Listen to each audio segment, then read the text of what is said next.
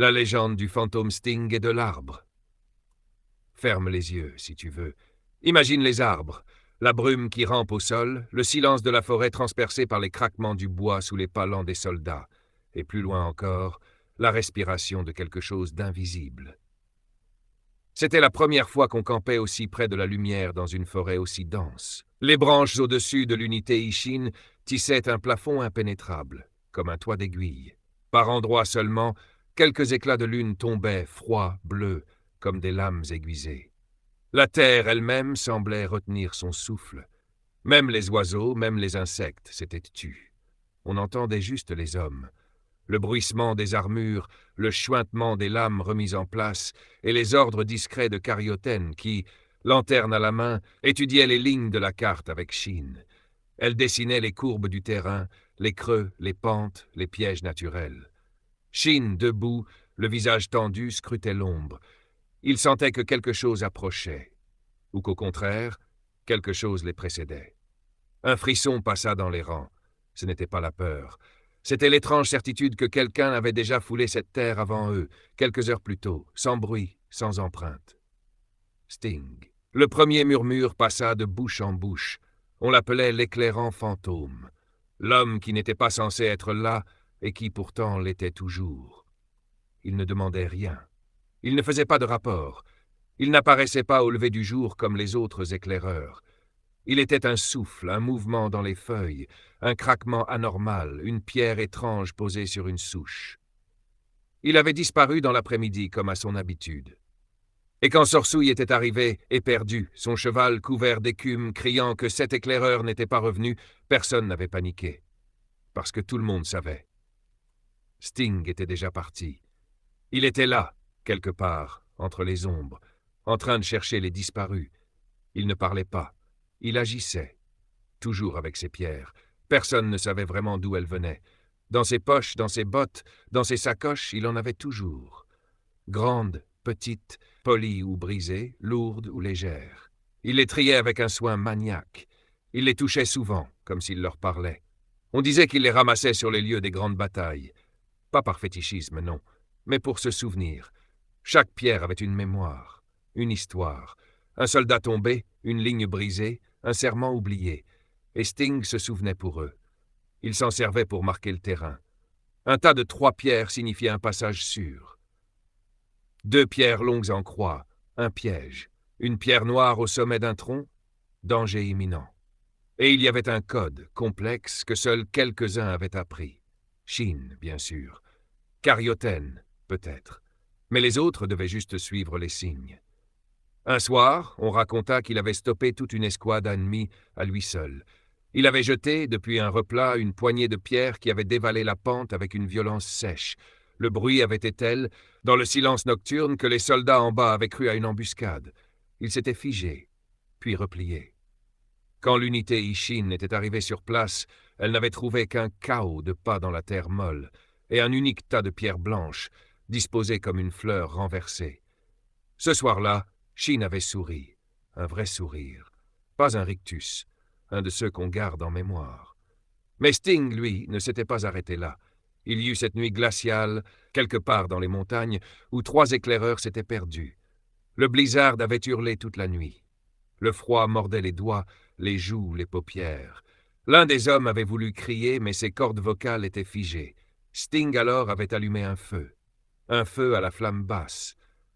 Pas pour la chaleur, pour les ombres. Il s'était mis à faire danser les ombres contre une paroi de pierre. 3 mouvements, un angle droit, une courbe lente.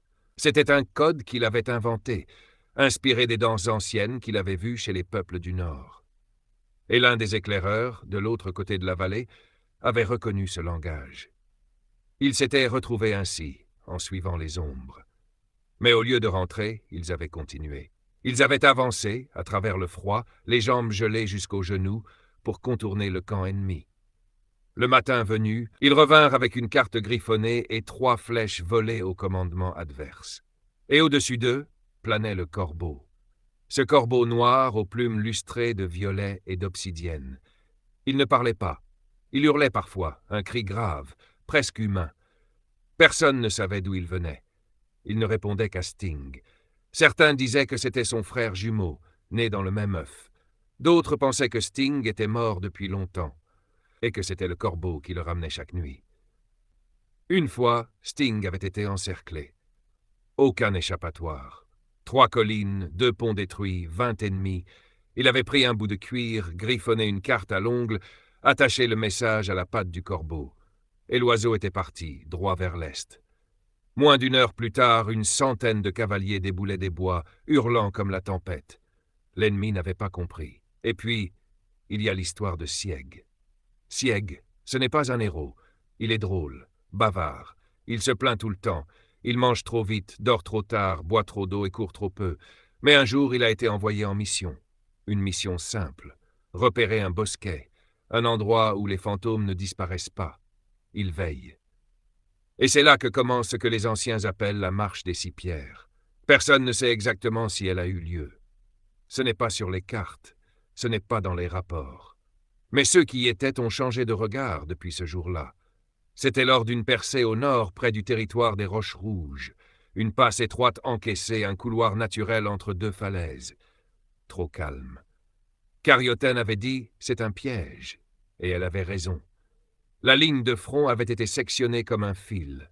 2 escouades entières disparues. On a envoyé une poignée d'hommes pour retrouver des traces. Et Sting, sans un mot, avait suivi seul une ligne invisible. Il ne suivait pas les empreintes, il suivait le vent, ou peut-être quelque chose d'encore plus ancien. On raconte qu'il s'est accroupi au bord d'un ruisseau sec et qu'il a posé là 6 pierres en cercle. Puis, lentement, il les a déplacées une à une. À chaque mouvement, un oiseau chantait, un cri de mésange, puis de geais, puis un silence long. À la fin du dernier déplacement, il s'est levé et a désigné un endroit précis du sol. Ils ont creusé, et ils ont trouvé un tunnel, une galerie creusée à la main, une cachette. Les survivants étaient là, blessés, mais vivants. L'un d'eux, un soldat nommé Ron, a juré que dans le noir absolu, il avait vu la silhouette de Sting 1 heure avant l'arrivée des secours, comme une lueur ou un souffle. Peut-être que c'est le corbeau, dit-il, peut-être que c'est la pierre elle-même. Mais je sais qu'il était là, et que je ne suis pas mort grâce à lui. Depuis ce jour, chaque fois que quelqu'un frôle la mort et s'en sort contre toute logique, on dit simplement « il a marché les 6 pierres ». Et ça ne s'arrête pas là. Un soir, alors que l'unité Ishin était retranchée dans un village abandonné, il s'est passé quelque chose d'inexplicable. Les hommes montaient la garde, le moral était bas, et la pluie tombait en drap. L'un des jeunes, Oji, avait été pris de fièvre. Il délirait. Il appelait sa mère. Il parlait de son frère disparu. Carioten faisait ce qu'elle pouvait, mais les herbes manquaient. Au petit matin, à côté de lui, quelqu'un avait posé un petit paquet. 2 feuilles d'ylang, une racine séchée et une pierre en forme de cœur. Personne ne l'avait vu entrer. Personne ne l'avait vu sortir. Oji a guéri 2 jours plus tard. Et depuis, il garde cette pierre autour du cou, pendue à un fil de cuir. Il dit qu'elle chauffe parfois, sans raison, qu'elle tremble légèrement quand le danger approche. Shin n'en a jamais parlé, mais lui aussi en garde une. Une pierre noire, presque parfaitement sphérique. On raconte qu'elle vient de la toute première bataille où Sting a combattu bien avant l'Ishin. Shin dit qu'elle ne le guide pas, mais qu'elle le rappelle à l'ordre. Chaque fois qu'il veut foncer sans réfléchir, il serre la pierre dans sa main. Et elle le calme. Et le corbeau? Le corbeau, lui, est encore plus étrange. Il ne se pose jamais sur une tente, jamais près d'un feu. Il se tient à distance. Mais quand il crie 3 fois d'affilée, il faut écouter. C'est toujours signe d'un changement brutal. Une fois, au bord d'une rivière, il a crié 3 fois alors que tout semblait paisible. 1 minute plus tard, le barrage en amont a cédé. L'eau a tout emporté. Sans le cri du corbeau, la moitié de l'unité y passait. Et puis il y a cette scène, inoubliable, que tous ceux qui étaient là racontent avec un frisson. C'était au cœur d'une forêt brûlée. Les troncs étaient noirs, carbonisés, comme des soldats pétrifiés dans la fuite. L'atmosphère était épaisse, saturée de cendres.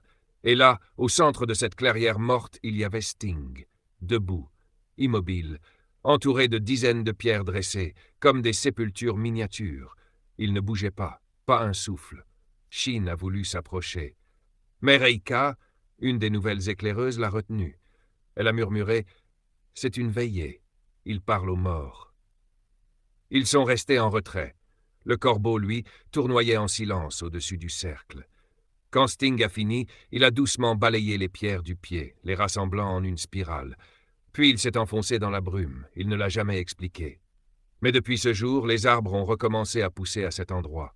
Et ceux qui campent là disent qu'ils entendent parfois la nuit des chuchotements entre les branches. Pas des mots, des battements, des bas, comme le cœur de la terre qui continue de vivre. Et tout ça, Finn, c'est juste ce qu'on ose raconter. Parce qu'au fond, personne ne sait vraiment qui est Sting, ni d'où il vient, ni s'il est encore vivant. Mais tant que les pierres apparaissent au matin, tant que le corbeau vole haut, et tant que quelqu'un retrouve un chemin dans la brume, alors on sait, il est là. Mais attends, tu pensais que c'était fini? Non, mon ami. L'histoire ne s'arrête jamais vraiment quand il s'agit de Sting. À peine crois-tu l'avoir perdu qu'il te revient dans une rumeur, une ombre, un vieux chant murmuré par un soldat à moitié fou. Tiens, prends cette nuit-là, juste après la mission de l'inhémorragie interne. On croyait que Sting allait enfin se reposer, disparaître comme il le fait toujours. Mais il y a eu l'histoire des nouilles. Oui, je sais que tu la connais, tout le monde la connaît, mais personne ne l'a jamais confirmée. Et pourtant, elle est trop parfaite pour être inventée. Sting se serait infiltré dans un camp ennemi, déguisé, en vendeur de nouilles. Il traînait une carriole bringue-ballante, remplie de casseroles fumantes, de petits bols et de senteurs exotiques. Les soldats l'ont laissé passer. Après tout, qui pourrait soupçonner un cuistot ambulant de déstabiliser toute une armée? Le chef adverse, séduit par la cuisson parfaite, aurait même demandé une deuxième portion. Pendant qu'il mâchait lentement, yeux mi-clos, Sting, lui, aurait tranquillement changé l'orientation d'un panneau de signalisation stratégique. Résultat, le lendemain, toute la division ennemie est partie vers le sud, pensant aller au nord. Et Shin, il n'a rien dit, juste levé un sourcil. Et ça voulait dire bien sûr. Mais si tu crois que Sting, c'est juste des plans ingénieux et des infiltrations, tu te trompes. C'est aussi un gars qui ramène un blaireau au camp en pensant que c'est un chiot. Oui. Il l'a appelé Caporal, l'a lavé dans un seau et l'a nourri au riz. Pendant 2 jours, Caporal a dormi dans sa sacoche. Jusqu'au moment où il a tenté de sauter sur le corbeau de garde, celui qui servait de messager silencieux. Depuis, plus de corbeaux, juste des plumes. Et quelques griffures sur la tente du capitaine. Ah, et il y a aussi cette fois où, au lieu de laisser derrière lui ces fameuses pierres codées, il a déposé des coquilles de noix. Des traqueurs ennemis se sont arrachés les cheveux à tenter de comprendre. Certains pensaient à un message secret, d'autres à une moquerie. Mais Rekael a vu un écureuil, un vrai, suivant exactement le même tracé que les coquilles, saut après saut, comme s'il jouait le rôle de Sting dans une comédie invisible. Depuis ce jour-là, certains jurent que même les animaux le suivent. D'autres disent qu'il les commande. Mais rien ne vaut la nuit du chasseur de Zhao. Le combat avait mal tourné. Le chasseur l'avait mordu, une morsure empoisonnée, lente, destinée à effacer les souvenirs avant le souffle. Sting avait senti le froid monter, la paralysie arriver. Alors, dans un dernier réflexe, il a glissé un coton trempé dans l'huile de genévrier dans la bouche du chasseur. Le cri qu'il a poussé a gelé le sang des arbres. Et puis, il est tombé. Mort. Sting, lui, n'a pas tenu debout. Il a rampé presque inconscient jusqu'à une vieille crevasse thermique, un ancien gouffre volcanique. Il s'y est laissé glisser, espérant que la chaleur l'épargne de la mort. Il y est resté des jours, perdu entre rêve et délire. Il voyait Kyokai l'appeler. Il entendait le corbeau. 3 fois. Et puis, il s'est réveillé. Le poison n'avait pas pris, grâce à la pierre qu'il portait, celle offerte par un vieil homme dans le désert des 3 lunes. Elle avait chauffé d'un coup quand le venin était entré, et elle avait tout brûlé. Quand il est remonté, il a laissé ses propres traces inversées. Il a attendu que Kyokai parte, pour ne pas être vu. Ce jour-là, il voulait que son frère d'armes croie à un sacrifice, à un héros disparu.